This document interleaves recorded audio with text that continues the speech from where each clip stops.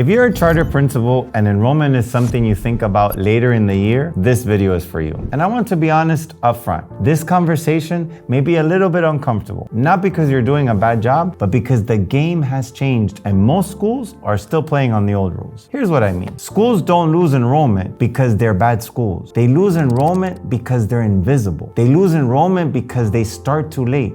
They lose enrollment because they rely on tactics that just don't work anymore. And if you're watching this thinking, enrollment isn't really my role, I'm an instructional leader, I want to gently push back on that because in today's day and age, enrollment is a marketing task. It's a leadership responsibility.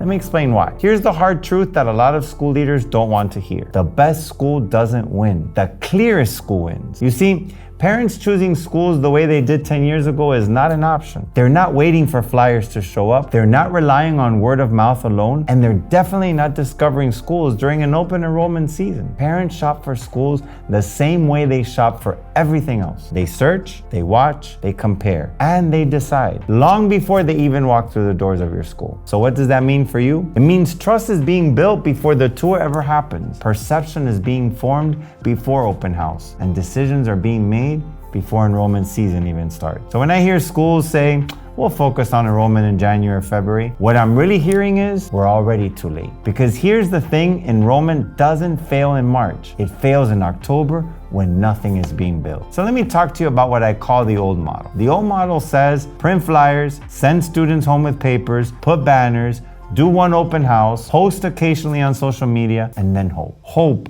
families show up, hope they choose you, hope you hit your numbers. And look, I get it. That's what we all learned when we were going through school. That's what we worked on for a decade ago. But that's the model that today doesn't work. The modern reality is that attention is the new currency. Clarity beats quality. And consistency beats intensity. If families don't see you, they don't consider you. If they don't understand you, they don't trust you. If they don't trust you, they're not enrolling, no matter how good your academics are. So let's talk about a modern charter school marketing plan and what it actually looks like. No tactics, no platforms, but structure. The foundation you need has to have a structure in place, and there's 4 core pillars every school must have. The first one is positioning. Before you create any content, before you run any ads, before you do any tours, you have to be able to answer one question clearly. Why should a parent choose your school over every other option in their area? And I'll tell you right now, great teachers, small class sizes, and rigor are not going to be the answers. They're table stakes. Every school says that. If you can't explain what makes your school different in one clear sentence, parents aren't going to remember you. Clarity comes before creativity, ladies and gentlemen, and you need your seats full. The second pillar is content. Content needs to be built today, not graphics, not logos,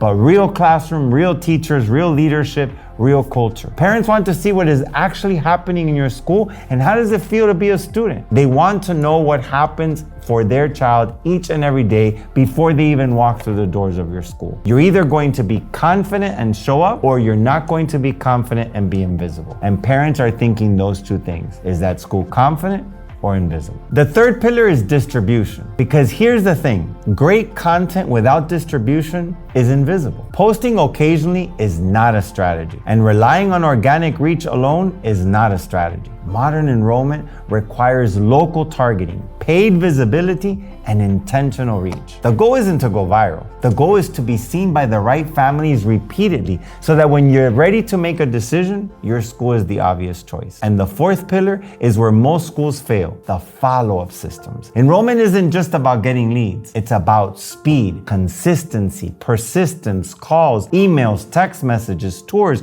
reminders. Most schools don't lose families because the families weren't interested. They lose the families because they failed to follow up. And if your follow-up system depends on one busy staff member who's already juggling 10 other roles, your system is already broken from day one. So now let me ask you something honestly. Who owns enrollment at your school? Is it someone's primary responsibility, or is it just another task that got added to someone's plate? Do you actually have a system in place, or do you have good intentions? Here's what I've learned after 4 decades in education, 3 decades working with schools. Great principals don't try to do everything themselves. They build systems, they build partnerships, they protect their focus. You never ask a teacher to manage IT. You wouldn't ask your dean to handle facility repairs. So why are we asking schools to run sophisticated year-round marketing plans with no expertise no systems, no real support, and no real experience. Modern marketing is technical, it's time intensive, it's specialized, and leadership isn't about doing everything yourself. Leadership is knowing when to bring the right people to help. So if you're watching this and you're realizing we're behind,